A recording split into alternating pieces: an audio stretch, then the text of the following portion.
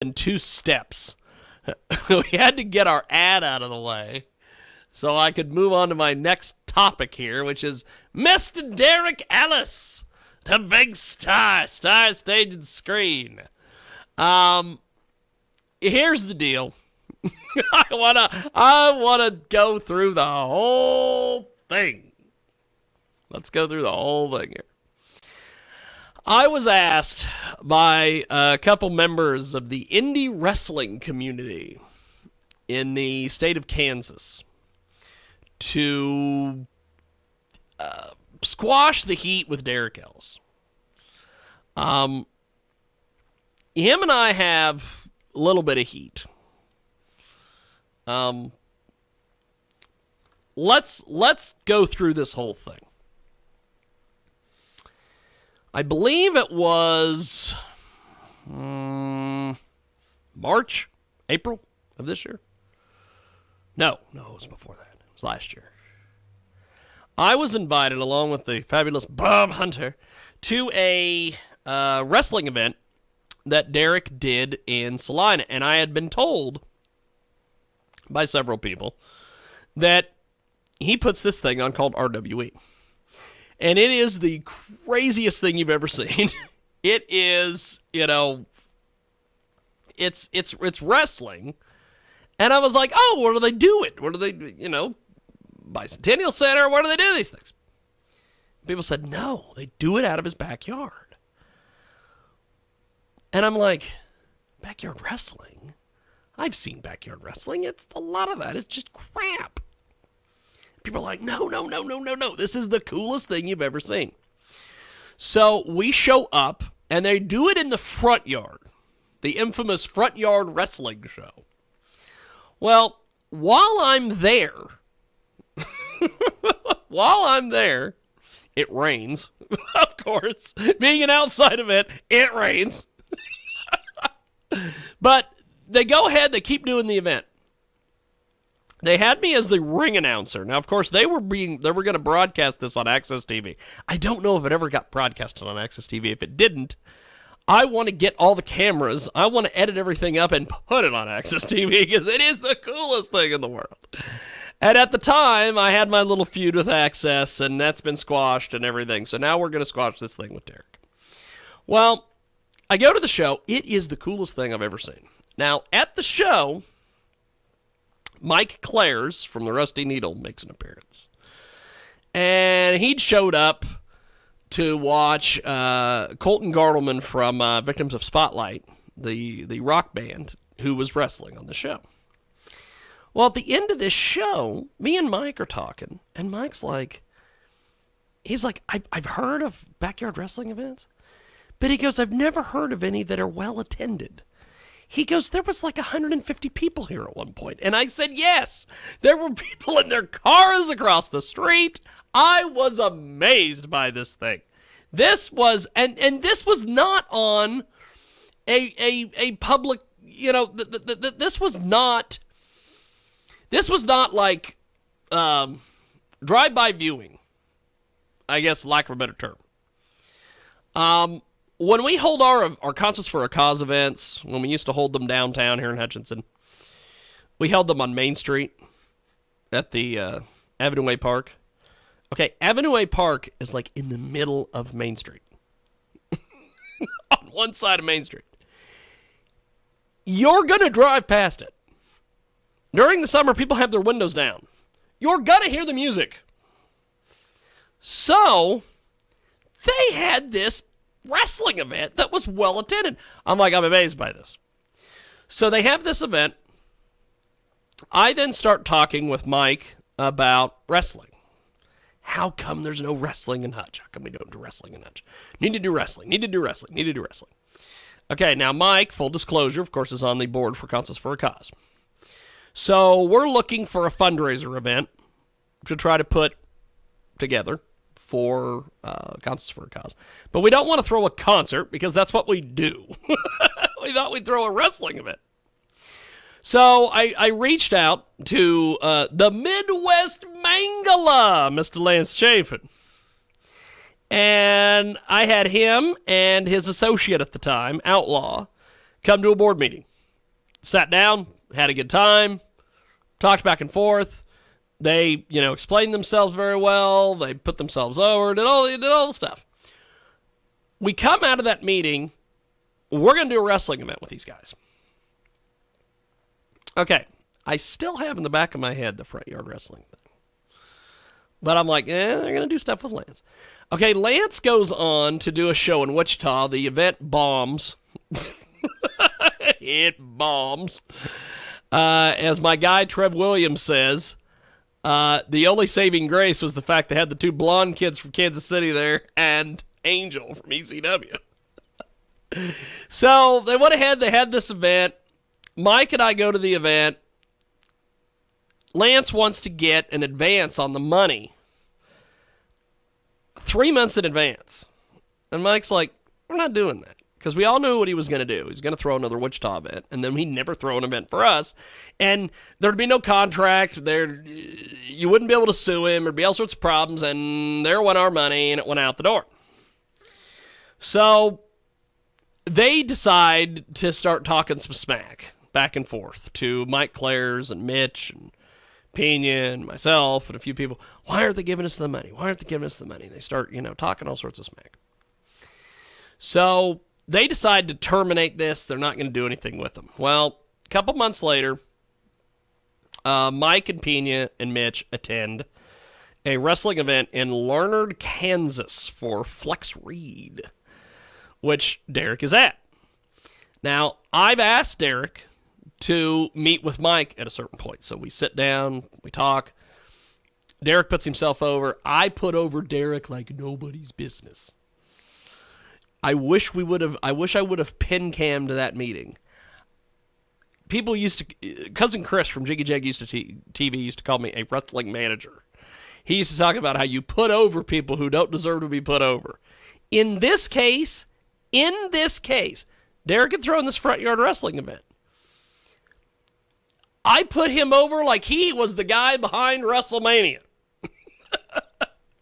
So I'd game planned with Derrick. I'd coached him on some things, what to say to these guys, all this stuff. So we have this meeting. He's like, come to the event with Flex Reed. Just watch the RWE matches. I can't take responsibility for the rest of the show. But just watch those matches. So he did. Comes to the show, watches the show. At the end of it, they decide to get into business together. Okay. Now, they throw an event in Newton in May. The event was well attended, but it wasn't as well attended as it probably should have been. Okay.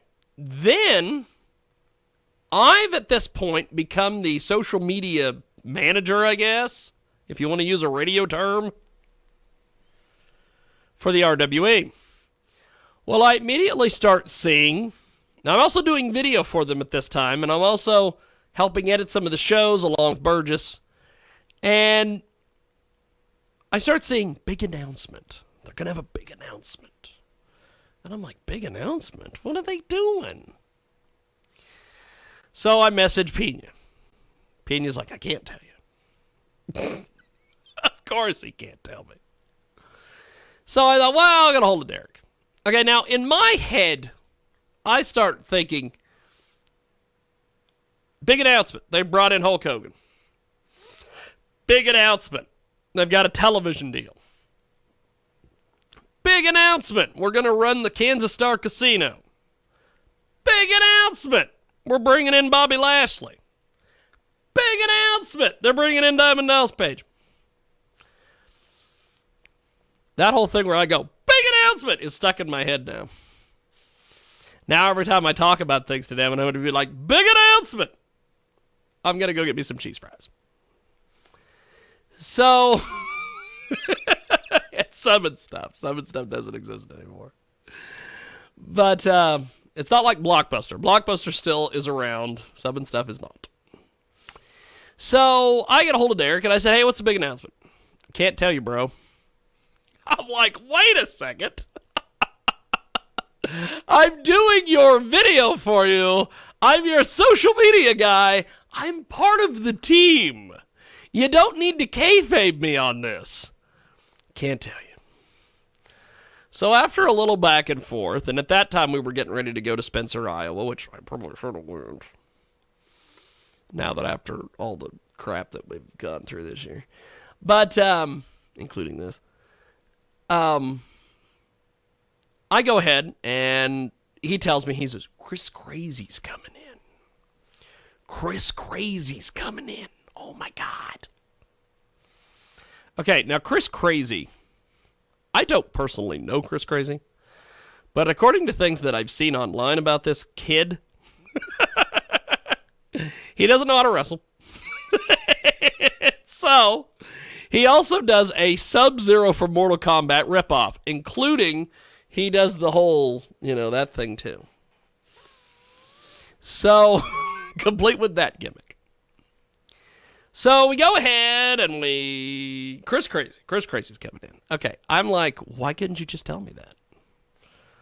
First of all, if I put that out, nobody's going to care. Oh, another untrained asshole's coming in.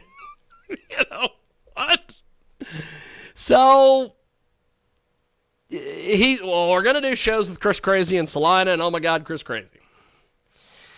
Okay, so they proceed to they make this announcement. They don't do any more shows. No more shows are done. And so, at this point, I decide, okay, I'm done with this nonsense. I'm done with this nonsense. So I voluntarily take myself off the Facebook page. I take myself out of their little Facebook group that they have. I'm completely done with RWE. I'm done with this crap. So then I decide to get into my thing where I was going to go get into my feud with XWE. And now while this is going on, Derrick makes up with XWE because of Zombie. Zombie, of course, now has engineered everybody behind the scenes to where everybody can make up with each other and we can box Lance Chafin out of the mix, which I guess is what they originally, I guess why Zombie did it. Everybody's getting along except for Lance. So, or they're not getting along with Lance. I don't know. One of the two. Who knows? So, we've boxed Lance out. We've all this stuff. It's done. We're out of here.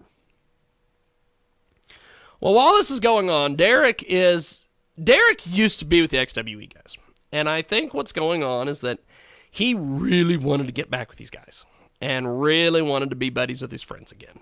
And all this stuff. So, they start talking. They get back together. Well, at some point, Derrick decides that he is going to, I guess he thought I was trying to screw this up for him, or I don't know. So he decides, well, he's going to fire me from RWE. Well, first of all, you haven't run any shows since May. I don't know when you're going to run another show. I have on several occasions tried to get them buildings. I pass them on to Derrick. Derrick goes, I just write the shows. Okay. So I pass them on to Pena. Pena's too busy booking bands to be messing with wrestling. They wanted somebody who was going to come in, book buildings, do a show, get him a ring, get him wrestlers, and do a show. Because they said that he said he was the owner of RWE. If he's the owner of RWE, that means that's what he can do. So I decide, I'm talking to Derrick back and forth. Well, then at one point he says something to me. I don't even remember what it was. I think I still have the text message somewhere, the Facebook message. He starts talking all sorts of crap to me. And back in my day, when we used to walk to the gym in the snow, uphill 3 different ways, or whatever it is. 2 ways. How would you walk up a hill 3 different ways? Forwards, backwards, and in the middle. I don't know. Doesn't matter. So I decide that I'm going to have some fun with Derrick. So I start, going back and forth. Well, then at one point he blocks me on Facebook. And then he announces to the world I'm not part of RWE, which, okay, I wasn't part of RWE after you kayfabed me on your stupid announcement of Chris Crazy, the guy that does this gimmick. Mortal Kombat! Is that his music? Is that his entrance music? So, we have this thing where, He's talking a bunch of crap to me. So at one point, I thought, well, okay, I remember back in the day when people used to talk crap to me and used to want to be big men and used to, I'm going to, do all the stuff. They wanted to fight. So I thought, okay, I'm already getting ready to make a comeback in boxing. Let's just fight Derrick. Well, then all of a sudden, Derrick's like, I don't want to fight you. You're a trained fighter. Okay, then why are you talking shit? So I eventually go, and I'm going back and forth with Derrick, and he was my white whale for a while. He was my motivation in the gym. I would think about fighting him, and he was my motivation. So I decide at one point to make up with the XWE guys. Well, and they mentioned to me, they're like, you need to make up with Derrick. Need to squash this, need to make up with Derrick. So I did my video where I talked about, we did a thing on the radio show here. We talked about, and we'll get to our guest here in a few moments. My apologies. And we decide that we're going to, do this. So he then gets on the Facebook thing, on the Facebook thread, and continues to talk more crap. And I'm like, oh my God, here we go again. Well, then at one point I made some comment about just beating him in the face with my fists hit him in the face till my fist hurt, and then hit him again for making my fist hurt. That's an old line, by the way. That's an old Shawn Michaels promo from back in the day. So I decide, well, we're going to go ahead and we're going to move past this. Well, then I keep having people get a hold of me from this XWE who are like, you need to make up with Derrick. You need to make up with Derrick. So here's the deal. After 17 minutes of me explaining this whole thing, here's the thing with Derrick. They're never probably going to do another RWE event, ever. So, in a roundabout way, it doesn't really matter. Here's the gimmick. If you cut that right there. Here's the gimmick. I will agree to disagree with Derrick. I don't really have any hatred for the guy. I just think that I think that he is, as I've said many times on this program in the past, an angry young man. And I think that he just thought, much like everybody else does, well, I'm going to get on, I'm going to get on the old social media and run my mouth and not have any repercussions, and that's fine. Here's the deal. It was a bad deal. It was miscommunication on everybody's end. I thought back in May I was part of the team. I was never part of the team. I was just the guy that helped facilitate Derrick to get to Pena and Claire's. And once he got with them, he kind of, well, I'm not going to tell you anything. He kind of shushed me out the door. And that's fine. That's fine. I was never part of the team, and I understand that. So, here's the deal. I don't have an issue with Derrick. If Derrick wants to continue to have an issue with me, that's his business. I've said it on many occasions. If I were to see him out in public, I'm not going to immediately start kicking his ass. Although that would be funny. So it'd be like a Benny Hill episode. Me chasing him running. But I don't have a problem with Derrick. I just think that there's communicative issues in the world, and those things happen. Things happen. So that's that. I'm not going to spend any more time talking about Derrick on this broadcast. So that's what we're doing. That is that. I hope Derrick has a Merry Christmas and a Happy Holiday. And we're going to take a break. And when we come back, we've got more coming up here on the world famous Jiggy Jaguar Radio Program.